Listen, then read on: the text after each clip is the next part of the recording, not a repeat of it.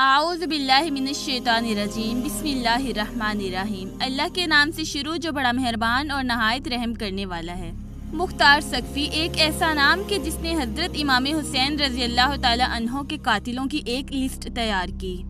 اور ہر یزیدی کو چن چن کر کتے کی موت مارا اور حضرت امام حسین رضی اللہ تعالی عنہ کا کربلا کا بدلہ لیا۔ دوستو، آج کی اس ویڈیو میں ہم آپ کو بتائیں گے کہ مختار سقفی کون تھا، اس کا کردار کربلا کے میدان میں کہاں سے شروع ہوا۔ جب حضرت امام حسین رضی اللہ تعالی عنہ تشریف لا رہے تھے تو ان کے کوفہ تشریف لانے سے پہلے یزید نے مختار سقفی کو قید میں کیوں ڈالا، اور جب کربلا کے میدان میں حضرت امام حسین رضی اللہ تعالی عنہ کی آل اولاد کو شہید کیا جا رہا تھا، سقفی نے کون سی ایسی قسم کھائی کہ جس قسم کو اس نے قید سے آزاد ہوتے ہی پورا کرنا شروع کر دیا،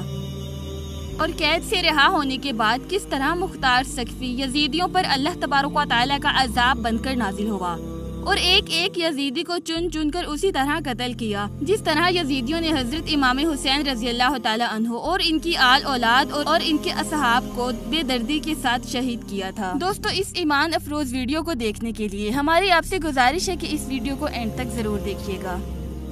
دوستو، مختار سقفی کا پورا نام اربن ابی عبید سقفی ہے۔ اس کے والد کا نام حضرت زبیر سقفی ہے، جو کہ حضور اکرم صلی اللہ علیہ وآلہ وسلم کے مشہور صحابی تھے۔ اور مختار سقفی کا کردار واقعہ کربلا میں اس وقت شروع ہوا اور یزید نے مختار سقفی کو قید میں اس وقت ڈالا کہ جب حضرت امام حسین رضی اللہ تعالی عنہ نے اپنے بھائی حضرت مسلم بن عقیل رضی اللہ تعالی عنہ کو کوفہ کے حالات معلوم کرنے کے لیے بھیجا۔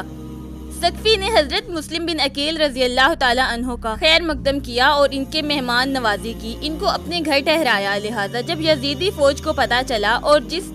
شخص نے حضرت مسلم بن عقیل کا ساتھ دیا یا ان کی خدمت کی یا ان کے ہاتھ پر بیعت کی، ان تمام لوگوں کو جیل کے اندر ڈال دیا گیا۔ چنانچہ اس وقت قید ہونے والے لوگوں میں مختار سقفی بھی شامل تھا کہ جس نے حضرت مسلم بن عقیل رضی اللہ تعالی عنہ کی خدمت کی اور ان کو اپنے گھر میں مہمان بنایا۔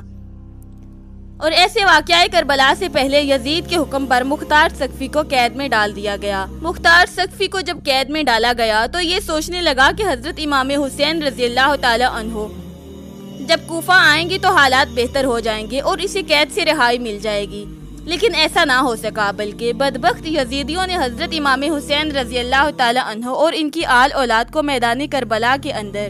بے دردی کے ساتھ شہید کر دیا۔ ادھر جب مختار سقفی کو اس بات کا علم ہوا کہ امام حسین رضی اللہ تعالی عنہ کو بے دردی کے ساتھ شہید کر دیا گیا ہے تو اس نے قید خانے میں ہی قسم کھائی کہ اگر میں امام حسین رضی اللہ تعالی عنہ کی آل اولاد کو شہید کرنے والے ہر شخص کو قتل نہ کر دوں تو مجھ پر خدا کی لعنت ہو۔ دوستو، مختار سقفی کا شمار ان چند حکمرانوں میں کیا جاتا ہے جنہوں نے بنو امیہ کے خلاف تلوار اٹھائی، امیہ کے خلاف جنگ لڑی۔ روایات میں آتا ہے کہ مختار سقفی نے 66 ہجری میں اپنی تلوار اٹھائی اور اس جنگ کا آغاز کیا۔ دوستو، واقعہ کربلا کے 6 سال بعد مختار سقفی اپنی قسم کو پورا کرنے کے لیے نکل پڑا کہ جو قسم اس نے حضرت امام حسین رضی اللہ تعالی عنہ کی شہادت پر کھائی تھی۔ چنانچہ مختار سقفی نے 6000 ایسے لوگوں کی فہرست تیار کی جو حضرت امام حسین رضی اللہ تعالی عنہ اور آپ کی آل اولاد کو شہید کرنے میں ملوث تھے۔ پھر ایک ایک کر کے مختار سقفی نے ان کو ان کے انجام تک پہنچانا شروع کر دیا۔ ان لوگوں میں سے چند بڑے بدبخت لوگوں کا ذکر کرتے ہیں کہ جنہوں نے واقعہ کربلا کے اندر سب سے زیادہ حضرت امام حسین علیہ السلام اور ان کی آل پر ظلم و ستم کیے۔ واقعہ کربلا کے اندر حضرت امام حسین رضی اللہ تعالی عنہ کی آل اولاد پر ظلم و ستم کرنے والا ایک شخص عمر بن سعد بھی تھا۔ عمر بن سعد اس لشکر کا سپہ سالار تھا جنہوں نے حضرت امام حسین اور آپ کی آل اولاد کو بے دردی کے ساتھ شہید کیا۔ چنانچہ مختار سقفی نے جب عمر بن سعد کو قتل کرنے کا ارادہ کیا تو اس نے اپنے مجلس میں یہ اعلان کیا کہ میں فلاں صفات والے شخص کو قتل کروں گا۔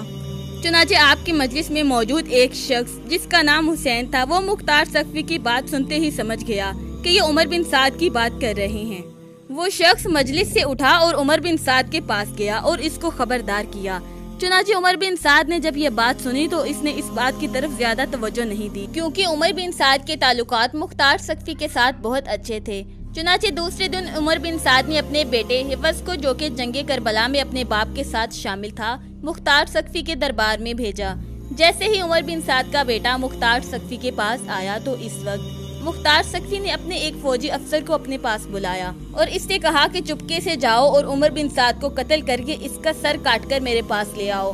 جیسے ہی مختار سقفی کا وہ فوجی عمر بن سعد کے گھر گیا تو وہ اس کو دیکھ کر ڈر گیا اور بھاگنے کی کوشش کرنے لگا، لیکن بھاگ نہ سکا۔ اسی دوران مختار سقفی کے اس فوجی نے عمر بن سعد پر حملہ کیا اور اس کو وہیں پر قتل کر دیا اور واصل جہنم کر دیا، اور اس کے سر کو جسم سے جدا کر کے مختار سقفی کے پاس لے آیا۔ اس طرح عمر بن سعد کو بے دردی سے قتل کیا، جس طرح اس نے حضرت امام حسین رضی اللہ تعالی عنہ کو شہید کیا تھا۔ چنانچہ مختار سقفی کے پاس اس کا بیٹا بھی موجود تھا، تو مختار سقفی نے اس کے بیٹے سے پوچھا تم اس کو پہچانتے ہو؟ تو وہ اپنے باپ کا سر دیکھ کر بولا کہ یہ میرا باپ ہے، اس کے بعد میری زندگی ختم ہو گئی ہے۔ تو اس وقت مختار سقفی نے اس کے بیٹے سے کہا کہ ویسے بھی تمہاری زندگی کا اب کوئی فائدہ نہیں۔ اس کے بعد مختار سقفی نے عمر بن سعد کے بیٹے کو بھی قتل کر دیا۔ اس طرح ان دونوں کو قتل کرنے کے بعد ان دونوں کے سر سیدنا علی المرتضی شیر خدا کے بیٹے حضرت محمد بن حنفیہ کے پاس بھجوا دیے گئے۔ اس کے بعد مختار سقفی نے خولی بن یزید کو قتل کرنے کا ارادہ کیا۔ خولی بن یزید یہ وہی شخص تھا کہ جس نے حضرت امام حسین رضی اللہ تعالی عنہ کا سر مبارک نیزے پر چڑھایا، ابن زیاد کے دربار میں لے گیا اور ابن زیاد سے خوب نام و اکرام حاصل کیا۔ بعض روایات میں آتا ہے کہ خولی بن یزید وہی شخص ہے جس نے حضرت امام حسین رضی اللہ تعالی عنہ کو آخری نیزہ مارا۔ دوستو، کوفہ کا حکمران بنتے ہی مختار سقفی نے اپنے ایک سپہ سالار چند فوجیوں کے ہمراہ خولی بن یزید کو گرفتار کرنے کے لیے بھیجے۔ مختار سقفی کے سپاہیوں نے خولی بن یزید کے گھر کا محاصرہ کر لیا۔ جب خولی بن یزید کو اس بات کا علم ہوا تو اپنے گھر کے اندر چھپ گیا اور اپنی بیوی سے کہنے لگا کہ ان سے جا کر کہو کہ خولی بن یزید یہاں پر نہیں ہے۔ لیکن جب سے خولی بن یزید نے حضرت امام حسین رضی اللہ تعالی عنہ کو شہید کیا تھا، اس کی بیوی اس سے نفرت کرنے لگی تھی اور دل سے اس کو اچھا نہیں جانتی تھی۔ چنانچہ خولی بن یزید کی بیوی باہر آئی، اس نے مختار سقفی کے فوجیوں کو منہ سے تو یہ کہا کہ وہ گھر پر نہیں، لیکن ساتھ ہی ہاتھ سے اشارہ کر دیا کہ وہ اندر ہی چھپا ہے۔ چنانچہ اس طرح مختار سقفی کی فوج گھر میں داخل ہو گئی اور خولی بن یزید اس وقت اپنے گھر میں چھپا تھا۔ مختار سقفی کی فوج نے اس کو گرفتار کر لیا اور اس کو گرفتار کر کے لے جا رہے تھے کہ راستے میں مختار سقفی کی ان سے ملاقات ہو گئی۔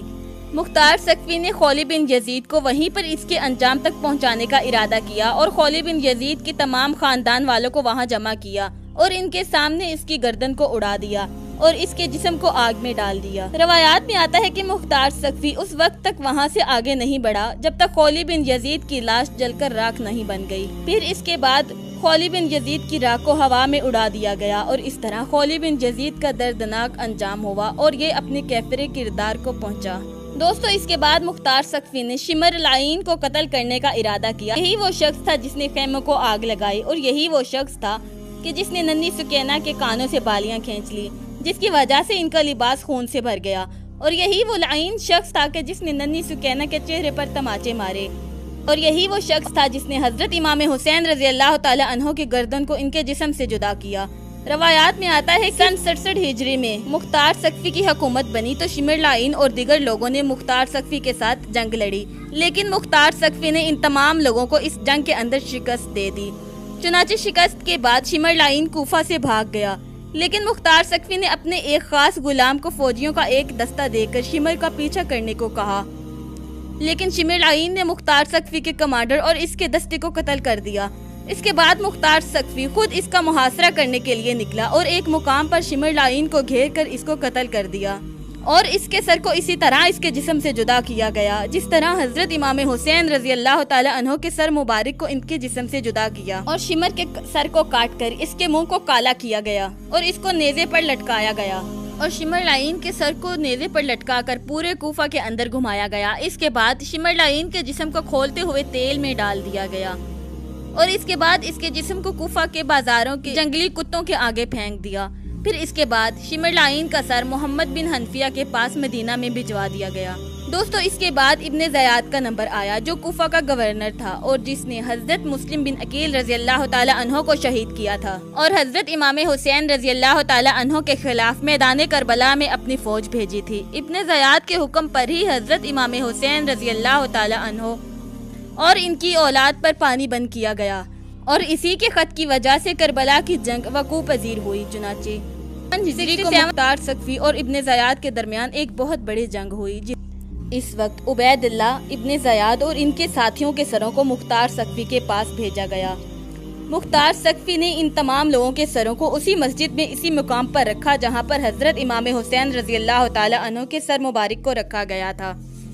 تاکہ لوگ ان سے عبرت حاصل کر سکیں۔ جب ابن زیاد کے سر کو اسی مقام پر رکھا گیا تو وہاں پر ایک ایسا واقعہ پیش آیا جس واقعے کو دیکھنے کے بعد تمام لوگوں کے کلیجے کانپ گئے۔ ترمذی شریف میں حضرت عمارہ بن عمیر رضی اللہ تعالی عنہ سے روایت ہے کہ جب مختار ثقفی کی فوج کی جانب سے جنگ کے بعد یزید کے عراقی گورنر عبید اللہ ابن زیاد اور اس کے ساتھیوں کے سر کاٹ کر لائے گئے تو ان سروں کو مسجد کے اندر ایک قطار میں لوگوں کو عبرت حاصل کرنے کے لیے رکھ دیا گیا۔ حضرت عمارہ رضی اللہ تعالی عنہ فرماتے ہیں کہ جب میں مسجد میں پہنچا تو لوگ کسی خوفناک چیز کو دیکھ کر کہہ رہے تھے، وہ آ گیا، وہ آ گیا۔ اچانک میں نے دیکھا کہ ایک خوفناک اژدہا سروں سے ہوتا ہوا عبید اللہ ابن زیاد کے نتنوں میں گھس گیا اور تھوڑی دیر بعد اس کے سر میں رکا اور پھر منہ سے باہر نکل آیا۔ کچھ دیر بعد دوبارہ شور برپا ہوا کہ وہ آ گیا، وہ آ گیا۔ اسی طرح اس سانپ نے اس عمل کو 2 سے 3 مرتبہ دہرایا اور ابن زیاد کے نتنوں سے داخل ہوتا اور منہ سے باہر نکل آتا، پھر اچانک سے وہ سانپ غائب ہو گیا۔ دوستو، اس طرح کوفہ کے گورنر عبید اللہ ابن زیاد کی دردناک موت واقع ہوئی۔ اس کے سر کو جسم سے اسی طرح جدا کیا گیا جس طرح اس نے حضرت امام حسین رضی اللہ تعالی عنہ کے ساتھ ظلم و ستم کیے تھے۔ اس طرح مختار ثقفی نے حضرت امام حسین رضی اللہ تعالی عنہ کے تمام تر قاتلین کو چن چن کر بے دردی کے ساتھ قتل کیا اور ان کے سروں کو جسموں سے جدا کیا اور اسی طرح دردناک موت دی جس طرح انہوں نے حضرت امام حسین اور آپ کی آل اولاد کے ساتھ ظلم کیے تھے۔